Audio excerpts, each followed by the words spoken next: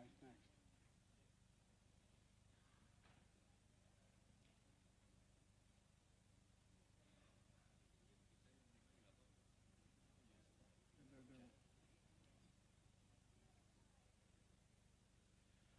I thought I was introducing you. I guess I'm starting. Gotcha. Sure. Okay. Well, good afternoon, everyone.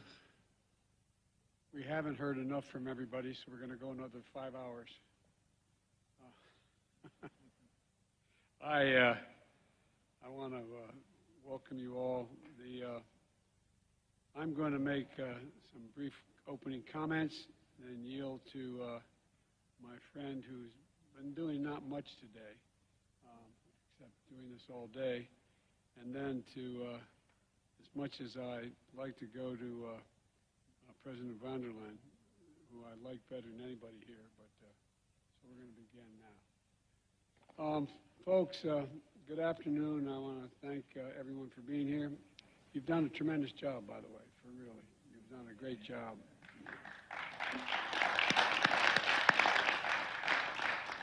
And focusing on our efforts of the G20. Do I have this on? Yes. The G20 toward restoring and recovering together and recovering stronger. As we were saying outside, we were having a photograph taken. I'm convinced we're going to come out of this crisis we've been through in the pandemic and other things stronger than we went in. Every time we engage, we get better. And today we're focused on investing together and investing stronger than we have in the past. In June, I joined my fellow G7 leaders to officially launch the Partnership for Global Infrastructure and Investment, with the collective goal of mobilizing $600 billion in 5 years for quality, sustainability, and innovative infrastructure and investments in low and middle-income countries. As I've spoken with my Canadian friends, this is something that we have an obligation to do, it seems to me, to deal with those nations that are not the primary cause of many of our problems, but are now left with a great deal of difficulty. I want to emphasize the word investments. Investments that are driven by local needs, development with our partners, and delivering real results to improve the lives of all of our people. Through the partnership, we've already launched an array of new projects with countries across the G20 and beyond, collaborating in new ways on climate, energy security, and digital connectivity, health infrastructure, and gender equity and gender equality. And let me give you some examples of the work we've been doing. First, in climate and on energy security. As we accelerate our investment and speed transition to clean energy future to meet the climate crisis head-on, we have to make sure that they benefit people everywhere, not just in the larger countries. And that's why we're proud to partner with Indonesia and Japan under both our colleagues, an unflagging leadership from both of them, together with a broad coalition of countries to create the Just Energy Transition Partnership. Not just like soon, but to be just energy partnership. Also critical to this effort has been the work of the Glasgow Financial Alliance for Net Zero, co-chaired by my friend and champion of global climate efforts, Mike Bloomberg. Together, we hope to mobilize, we're mobilizing $20 billion to support Indonesia's efforts to reduce emissions and expand renewable energy, and support workers in the who are most affected by the transition away from coal, and that can be difficult. That $20 billion from partner governments and some of the world's leading financial institutions will accelerate an ambitious energy transition that has a global impact. We also plan to invest $798 million through the new Millennium Challenge Corporation with Indonesia, which will build a climate-resilient transportation and support Indonesia's development goals. And around the world, we're also investing in critical minerals, supply chains, and technology needed for clean energy transition. For example, in Honduras, the Export-Import Bank is financing one of the largest ever solar projects in the Americas. In Brazil, the U.S. International Development Finance Corporation has invested $30 million in equity in TechMet Limited, mining and nickel, to mine nickel and cobalt, two of the minerals most needed to power electric vehicles and other clean energy technologies. Together, these investments are going to create jobs in the communities where this mining takes place, and they support and help curb climate change and global climate change. Next, we're investing in digital connectivity. As a matter of fact, when I was elected president, we invested in an infrastructure project at home because we found out, we focused on this, and we found out a significant portion of the people in my country, as wealthy as we've been, did not have access to the internet. So we came up with $1.2 billion in infrastructure to make sure every single community, rural communities and others. Well, that's the case all around the world.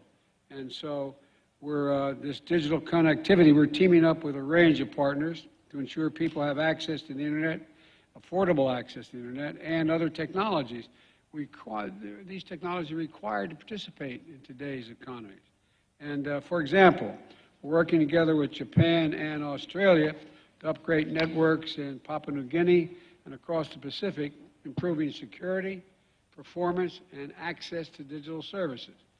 And through the United States Digital Investment Blended Finance Program, we're working with Kenya, partner C-Squared, to establish a nationwide fiber network in Liberia that's going to help connect 1 million Liberians to the web.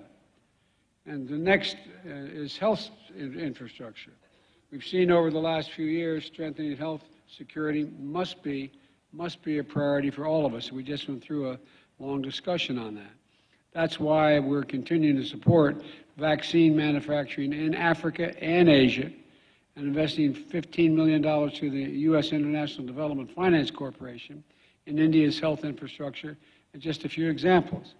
And finally, gender equity and gender equality. When we invest in equal opportunity for women, we can deliver greater prosperity for everyone, And so we're working with the G7 nations and the World Bank to launch the Invest in Child Care initiative to help families get children they need, get the child care they need, and help women get the opportunities they deserve to be able to be in the workforce. We're already starting to see returns. For example, the initiative has funded a project in Somalia, and that will help nearly 300,000 women across the country to build literacy and leadership skills. These are just some of the projects where our countries are stepping up to deliver impact investments. And we're at an inflection point. Investments we make today will have far-reaching impacts on the world for generations to come. If we don't make them, they'll also have far-reaching impacts if we don't make these investments. And so creating real opportunity, greater equality, and more secure, healthy, and prosperous world is what we're all about. Moving forward, we have to continue to invest together and invest stronger. And we welcome all who share this vision to join this partnership. I want to thank you. Now I'd like to turn it over to a man we haven't heard from for the last few days. We don't know. It's all yours, Chicago. Terima kasih Presiden Biden atas inisiatif penyelenggaraan side event Partnership for Global Infrastructure and Investment, PGII. Indonesia selalu mendukung penguatan pembangunan infrastruktur di negara-negara berkembang. Krisis multidimensional yang tengah dihadapi dunia membawa tantangan tersendiri bagi pembangunan infrastruktur di negara berkembang, termasuk melalui penyusutan ruang fiskal.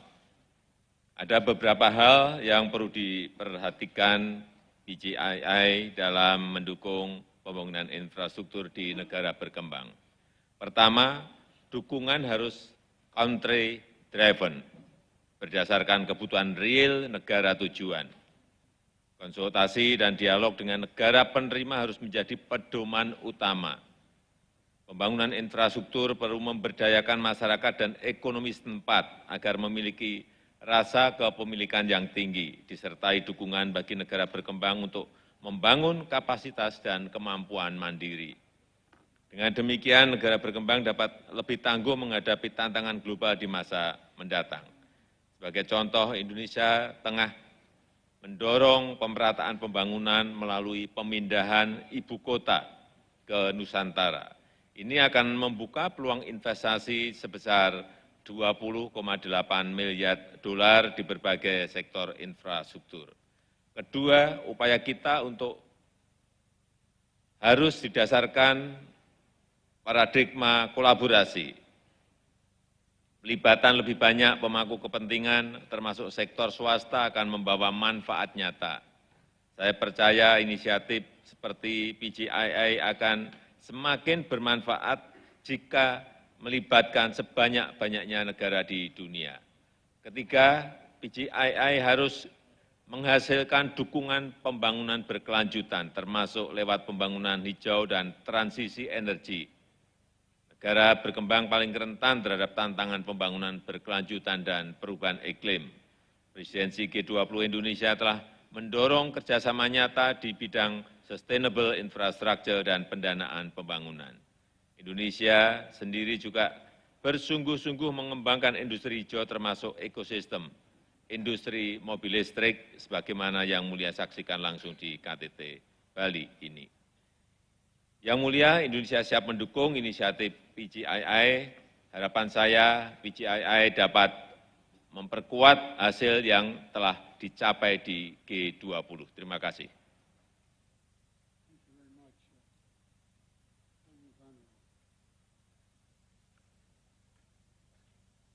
Thank you very much, President Biden, President Widodo. We have discussed throughout this day that we live in a truly volatile global economy with obviously changing climate. And on top, in addition, we see that Russia's war is rubbing salt in the wound of the economic recovery of COVID-19. So this mixture made us completely reevaluate our energy, our trade, and our security relationships. What is the situation for the European Union? We have decided to diversify completely away from the Russian fossil fuels. We have understood and learned our lesson that it was an unhealthy dependency, unsustainable, and we want reliable and forward-looking connections. And this is why we are launching the Partnership for Global Infrastructure and Investment, PGII. We are joining forces to give our partners a powerful and a positive offer. You have said, dear Joe, the world needs a positive investment boost. This is what it's all about. To help build the global infrastructure that we all need for sustainable growth. So invest in renewable energy, in transport corridors, in digital connections that people can trust. From the European side, the contribution is the so-called Global Gateway. It's our 300 billion euros investment program for abroad for the next 5 years, combined with the wish to harness the power and the knowledge of the private sector. And we're deeply convinced that this will be a game changer for two reasons. First of all, Global Gateway, or PGII, is not just investing massively in the state-of-the-art infrastructure, but is also investing in the local capacities of our partners. This is crucial. We want to strengthen our shared resilience. We have been discussing in the last session the vaccine manufacturing example. What is special about it? If we take the example from the European Union, there is a European-American company that is sharing its mRNA technology and training local professionals. So it's about skills. Then we have African and European financial institutions that are providing the investment. And we have our regulatory medicines agency that are sharing their know-how. No single actor in this combination could have done this alone, but together we're able really to deliver on the ground. And my second point is that the Partnership for Global Infrastructure and Investment is working because it is demand-driven. We see an enormously rising demand for renewable energy, and this is a good example. As I said, Europe has decided to diversify completely away from the Russian fossil fuels, and we want to leapfrog to clean energy. We need this clean energy, not only to have it homegrown, but also to import it. Our partners in the global south have an abundance of clean energy potential and resources. So Europe could turn into the world's largest market for their energy exports. What is necessary is investment and infrastructure. And that's where we have to team up. So some examples, at COP27, we've signed hydrogen partnerships with Namibia, Egypt, and Kazakhstan. Or with Namibia, we're building transport corridors from the Indian Ocean to the Atlantic port of Walvis Bay. And there's much more to be done. I'm very happy that today we launched the Just Energy Transition Partnership with Indonesia, a big step forward. Team Europe will contribute over 1 billion euros. It is the roadmap for the country's low-carbon future, and we are investing in developing geothermal energy. Or we are engaged in talks with India for renewable hydrogen, with Chile for critical raw materials. Or we are launching a digital alliance in Latin America to build a fiber optic cables and satellite connectivity. Many of these examples show exactly the direction of travel and the shared interest that we do have. So we are ready to contribute. If we align our investment strategies and crowd in the private sector, that is crucial. I think we can maximize our joint impact. Let's bundle our forces and make a positive difference in investment globally. Now I have the pleasure to invite the heads of state to deliver their remarks, and I hand over the floor to Japan's Prime Minister Kishida. Fumio, you have the floor. はい、ありがとうございます。まずこのイベントの開催を歓迎いたします。インフラは国の発展の基盤です。グローバルインフラ投資パートナーシップが進める質の高い